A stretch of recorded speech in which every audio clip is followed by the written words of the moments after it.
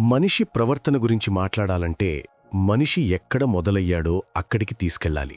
ఈరోజు మనం చేతిలో మొబైల్ పట్టుకుని ప్రపంచాన్ని స్క్రీన్లో చూస్తున్న మనం ఒకప్పుడు గుహల్లో జీవించిన జీవులమే అన్న నిజం చాలామందికి జీర్ణించుకోలేని విషయం. కాని అదే నిజం. మనిషి మొదటిగా పుట్టినప్పుడు అతని ముందున్న ప్రశ్న నేను ఎవరు అని కాదు, నేను ఎలా బతకాలి అన్నదే. ఆ ఆకలి, ఆ భయం, ఆ అనిశ్చితి ఇవే మనిషి ప్రవర్తనకు మొదటి పునాది. అప్పటి మనిషి ఆలోచించలేదు, విశ్లేషించలేదు, తర్కించలేదు, స్పందించాడు. ఆకలి వస్తే తిన్నాడు, ప్రమాదం కనిపిస్తే పారిపోయాడు, బలహీనుడైతే చనిపోయాడు. ఇదేమీ క్రూరమైన విషయమేమి కాదు. ఒక రకంగా మనం దీనిని జీవశాస్త్రం వడి పిలవచ్చు. మనిషి కూడా మిగతా జంతువుల్లాగే ప్రకృతిలో ఒక జీవి మాత్రమే. కాని ఇక్కడే ఒక చిన్న డిఫరెన్స్ ఉంది. అదే తేడా మనిషిని మిగతా జీవుల్నుంచి వేరుచేసింది. కాలక్రమంలో మనిషి తన అనుభవాలను గుర్తుంచుకోవడం మొదలుపెట్టాడు. ఒకసారి గాయమైతే మళ్లీ ఆ పని చెయ్యకుండా జాగ్రత్త పడటం మొదలుపెట్టాడు. భయం జ్ఞాపకంగా మారింది, జ్ఞాపకం ఆలోచనగా మారింది, ఆలోచన ప్రవర్తనను మార్చింది. ఇదే మానసిక పరిణామం మొదటి అడుగు. ఇక్కడే మనిషి కేవలం శరీరం కాకుండా తెలివిగా మారడం మొదలైంది. ఒంటరిగా బతకటం కష్టమని అతడు గ్రహించిన రోజునుంచే సమూహ జీవితం మొదలైంది. ఒకరితో ఒకడు కలిసి వేటాడటం, కలిసి నిద్రపోవటం, కలిసి ప్రమాదాన్ని ఎదుర్కోవటం ఇవన్నీ భయాన్ని కొంచెం తగ్గించాయి. కాని భయంతో పాటు మరో భావం పుట్టింది. అదే అనుబంధం. ఇది చాలా కీలకమైన మార్పు. ఎందుకంటే ఇక్కడే మనిషి నేను నుంచి మనం వైపు అడుగువేశాడు.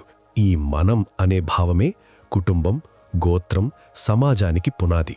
మానసికంగా చూస్తే ఇది మనిషిలో బిలాంగింగ్నెస్ అనే అవసరాన్ని సృష్టించింది. ఎవరో ఒకరికి నేను కావాలి, ఎక్కడో ఒక చోట నేను చెందాలి అన్న కోరిక ఇక్కడే పుట్టింది. ఈ దశలోనే భావోద్వేగాలు లోతుగా మారాయి. ముందుగా భయం, ఆ తర్వాత ఆనందం, దుఃఖం, కోపం, ప్రేమ, అసూయ ఇవన్నీ అప్పటికే ఉన్నా ఇప్పుడు వీటికి అర్థం వచ్చింది. ఎవరో పోతే బాధ, ఎవరో దగ్గరుంటే ఆనందం. ఇది మనిషిని సున్నితుడిగా చేసింది. కాని అదే సమయంలో సంఘర్షణలకు కూడా దారితీసింది. ఎందుకంటే భావోద్వేగాలు ఉన్నచోట విభేదాలు తప్పవు. ఎవరు ఏం చెయ్యాలి, ఎవరు లీడర్, ఎవరు వినాలి, ఇలాంటి ప్రశ్నలు రావటం మొదలయ్యాయి. ఇక్కడే రూల్స్ పుట్టాయి. ఈ రూల్స్ అంటే రాసిన చట్టాలు కాదు, మౌనంగా అంగీకరించిన ఆచారాలు. ఇది తప్పు, ఇది ఒప్పు అన్న ఫీలింగ్ అన్నమాట. నైతికత ఇక్కడే మొదలైంది. ఒకరిమీద ఒకరు హింస చెయ్యకూడదు, గుంపు కోసం త్యాగం చెయ్యాలి, పెద్దవాళ్ల మాట వినాలి. ఇవన్నీ సర్వైవల్ కోసం పుట్టిన సైకలాజికల్ టూల్స్గా మారాయి. కాని మనిషి వీటికొక కథ, ఒక అర్థం ఇచ్చాడు. అదే దేవుడు. దేవుడంటే ఒక మతం కాదు, దేవుడంటే మనిషి భయానికిచ్చిన ఒక రూపం. ఎవరో చూస్తున్నారు, ఎవరో మనకు తీర్పు ఇస్తున్నారు అన్న భావన. ఇది మనిషి ప్రవర్తనను నియంత్రించడానికి చాలా బలమైన సాధనమైంది. కాలం గడిచింది, వ్యవసాయం వచ్చింది, ఆస్తి వచ్చింది, భూమి నాది, ఇది నీది అన్న భావన మొదలైంది. ఇక్కడే మనిషి ప్రవర్తనలో ఒక ప్రమాదకరమైన మలుపొచ్చింది. అదే నేను ఎంత ఎదిగాను అనే ప్రశ్న. ముందు నేను బ్రతికానా అన్నదే ముఖ్యం. ఇప్పుడు నేను ఎంత సంపాదించాను అన్నది ముఖ్యమైంది. ఇక్కడే ఈగో పుట్టింది. ఈగో అంటే గర్వం మాత్రమే కాదు, స్వయం మూల్యం కూడా. నా విలువ ఎంత, నేను ఎవరికంటే ఎక్కడ ఉన్నాను, ఇతరులతో పోల్చుకోవడం మొదలైంది. ఈ పోలికే అసూయకు, పోటీకి, ద్వేషానికి కారణమైంది. రాజ్యాలు, యుద్ధాలు, అధికారం ఇవన్నీ మనిషి మానసిక లోపాల ఫలితాలు. మనిషి ప్రకృతిని జయించాడనుకున్నాడు, కానీ తన లోపలి అసంతృప్తిని జయించలేకపోయాడు. ఫిలసాఫికల్గా చూస్తే ఇక్కడే మనిషి తన శాంతిని కోల్పోయాడు. ఎందుకంటే అతడు ఆనందాన్ని లోపల కాకుండా బయట వెతకటం మొదలుపెట్టాడు. సైన్స్ అభివృద్ధి చెందింది, వైద్యం వచ్చింది, ఆయుష్షు పెరిగింది, సౌకర్యాలు పెరిగాయి. కానీ అదే సమయంలో మనసు బరువెక్కింది. ఎందుకంటే మనిషి మెదడు వేగంగా ఎదిగింది, కానీ భావోద్వేగ పరిపక్వత అంత వేగంగా ఎదగలేదు. ఇది సైకాలజీ చెప్పే విషయం. అందుకే ఆధునిక మనిషి తెలివైనవాడు, కానీ శాంతి లేనివాడు.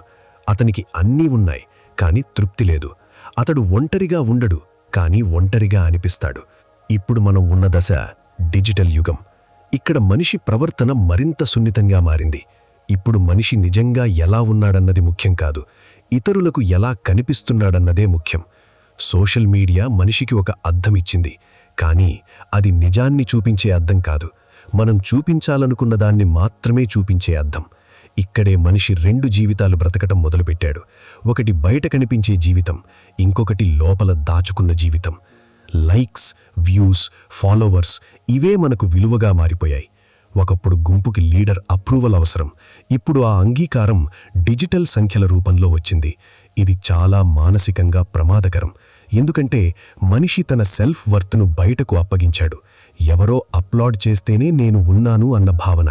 ఇది డిప్రెషన్, యాంగ్జైటీకి ప్రధాన కారణం.